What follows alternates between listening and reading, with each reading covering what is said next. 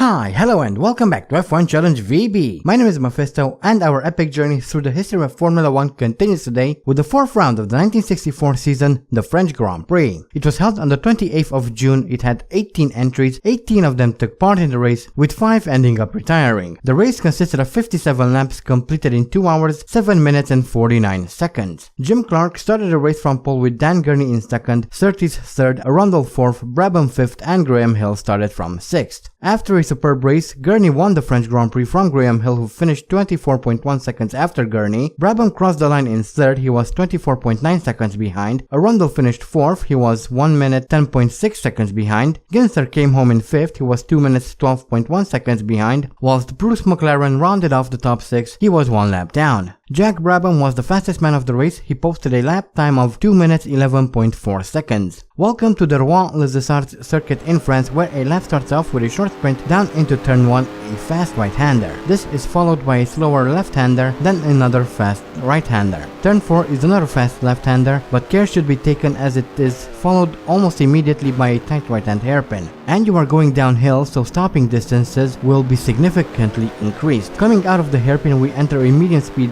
left-hander, and next we have a slow left-hander. Be wary as the car tends to oversteer through here. Then we come through a medium speed right-hander, and a little while later we come into a long open right-hander. That brings us onto the longest straight of the circuit, which ends with a slow right-hander. Lastly, we have a medium speed right-hander that brings us around onto the main straight, and that is a lap around the Rouen circuit. And here we are in qualifying, coming around to set our first flying lap, a 2:15.151, which places us into second place on the grid, at least preliminarily. There, I managed to pronounce that word, and hopefully we can improve on that. That would be very nice, and I kinda did a 2:5.756. however I couldn't go any faster than this for whatever reason. Not that it would be a big surprise, I generally only can do 2 or 3 fast laps, and that's that. And here is a quick look at my initial start. I had to restart the race because, well, you'll see in a minute. And it was quite annoying because, as you can see, I had a very good start. I managed to keep my position, didn't lose anything. I didn't gain, but I didn't lose anything, so that's a generally quite good. And then as we came into this hairpin, I went a bit wide. I knew there was someone on my inside there. I tried to avoid them, but then they crashed into me and I got stuck here. I tried to push these Ferraris out of the way, however, eventually my engine died out and I decided that this is BS, so I should restart the race. I was quite frustrated with that because, again, that was a pretty decent start. But anyway, welcome to France for round 4 of the 1964 season. And as you can see, we have absolutely fantastic weather here in France, which is always a good thing. And hopefully that will translate into a very good race. Now, Andy's doing pretty well at the moment. And here we have the previous French Grand Prix winners. Andy hasn't won here in a very long time, I think since 1952. Anyway, we have John Surtees on pole with Lorenzo Bandini in second, Phil Hill third, Dan Gurney fourth, Andy Higgs is fifth, followed by Jack Brabham in sixth. Then we have in seventh Joe Bonnier, followed by Gerhard Mitter in eighth. Ireland is ninth. Edgar Barth is 10th. 11th is Trevor Taylor, followed by André Pilet in 12th. 13th is John Taylor, followed by Karel Godin de Beaufort in 14th, not 4. 15th is Frank Gardner, followed by Maurice Trintignant in 16th, and Hap Sharp is down in 17th. So that is the grid lineup for the French Grand Prix. Hopefully a good French Grand Prix. This is the 50th French Grand Prix, by the way, which is kind of a big thing, I guess. And as you can see, this time my start was very poor. I almost immediately lost a position to Jack Brabham, so we are now down in 6th. We're still in the points, but well, 5th would have been better coming into the hairpin as we now go through this sort of slowish left-hander, then into the left-hander trying to get around Brabham, but he kind of blocks me there, so there's no real way for me to go anywhere. And now I kind of start braking very early, being very cautious coming into this hairpin. It's quite dangerous and easy to misjudge coming into this. Edgar Barth there nearly crashes into me, and then everyone slows down, but we are now down in 8th place. I lost a whole bunch of positions, unfortunately, coming into the hairpin, but that's that. And here is a replay of the start. Once again, kind of slow start this time around. Wasn't very happy with that, but not much I can do about that now. So at least we managed to avoid any serious incidents coming into the hairpin, as we now move further along the opening lap here, and Gerhard Mitter gets past us through that slow left-hander. However, I immediately overtake him as we come through these set of right-handers, and then as we get onto the straight, Gerhard Mitter once again gets around us, and we are down in 9th as we come through that fast left-hander. Then someone lost control of their cars. It was Jack Brabham who was tumbling around, and we move back up into 8th as we come into the penultimate corner here, this slow right-hander, and André Pilet is right behind us at this point as we come out of the penultimate corner, and André Pilet has a very good drive out of that corner, and we drop down to 9th once again as we come through the final corner, go a bit wide, lose control of the car and a bunch of time. And now Innes Ireland is very quickly catching up to us, and he goes past us, and we are now down in 10th, so we've lost 5 positions in just one lap, which is not very good, as we now start lap 2, a very hectic first lap as we come through this right-hander now, and I managed to overtake Ireland, and that's pretty good. We move back up into 9th.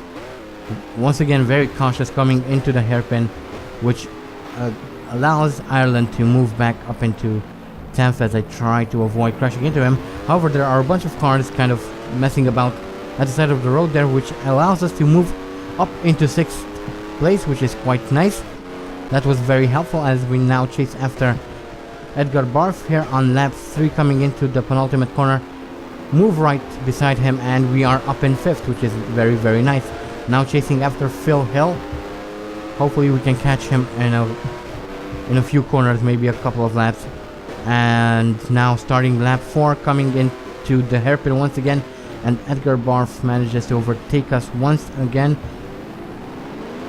I was trying to be as cautious as possible coming into the hairpin, and Edgar Barth was very slow coming out of the hairpin, so we move back up into 5th, which is absolutely fantastic. Then we move up onto lap 5 now, and we caught up to Phil Hill, and we passed him quite easily coming through this left-hander, and now down into the right-hander, and we should shortly catch up to André Pilet, and indeed we do on laps as we start lap 6 coming into this right-hander, move past him, and we are up in 3rd position, which is absolutely fantastic. Hopefully we can catch up to Joe Bonnier as well as we now come into the hairpin. Be very careful coming into here. Easy through the corner, and then lapse of concentration there. I slammed the acceleration, which spins my car around, and all that work goes out the window. We are now back down in 6th place, which is, well, isn't very good. That took a hard work to accomplish 3rd. However, on lap 7 I somehow managed to catch up to Barth once again, and we move back up into 5th, now chasing once again after Phil Hill. Hopefully no more mistakes from here on out. That mistake might have cost us the win here today, but we shall eventually see as we take a look at a replay of Dan Gurney, who ends up retiring from the race. Not very good. There we see him. He loses control of the car coming towards the hairpin, ends up at the side of the road, and is out of the French Grand Prix. As we now move towards the end of lap 7, we've caught up to Phil Hill, brake for the penultimate corner here, move side by side, and we are up in 4th place. That's quite nice. Now chasing after André Pilet, we have about 5.5 seconds of catching up to do. That's going to take quite a while now, so hopefully we'll be able to do it soon. On lap 9 I finally caught up to André Pilet as we come through this right-hander, move right past him, and we are once again up in third now, chasing after Bonnier, who is about 3 seconds up the road. Hopefully we can catch up to him as well, as I lock up a little bit coming into through that left-hander, lock up again into the hairpin, but we are still in third, and this time I decided to take the corner in second gear, not first, and that seems to help. And here's a replay of John Surtees coming through the left-hander, going wide and kind of cutting across the hairpin, then crashes into the barrier on the left there, our left hand side, and he is out of the race since his car is upside down. And then we see Jack Brabham coming into the pits here to retire with a gearbox problem, so he is out of the race as well, unfortunately for him.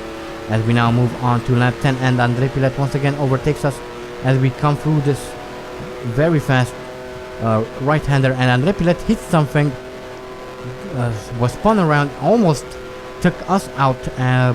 Thankfully I was just far enough to the right that I avoided that, but that was very close. Here's the replay. We see André Pilet going very wide. He hits something in the fence there, narrowly avoids crashing into us. Well, he didn't avoid that, there was no avoiding that, but narrowly missed us, and that would have been bad. As we now take a look at a replay of Phil Hill coming into the pits to retire due to a gearbox problem, as well as we now caught up to Joe Bonnier, and we move up into second place in the French Grand Prix here.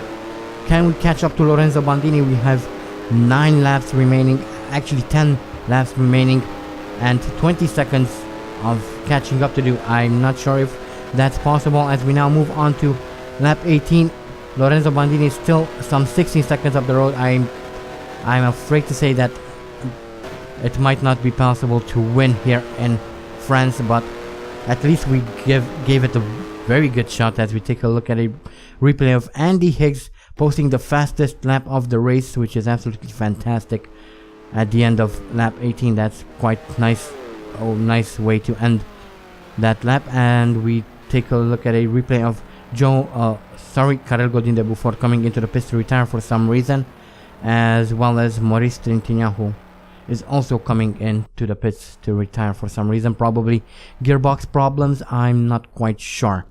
If they are gearbox problems, then we had quite a few of them. As we now move on to the final lap of the race, towards the end of the final lap, lap 20, and Lorenzo Bandini crosses the line to win the French Grand Prix. Congratulations to him. And here is a replay of Lorenzo Bandini coming around in his Ferrari to win the 1964 French Grand Prix. Once again, congratulations to him.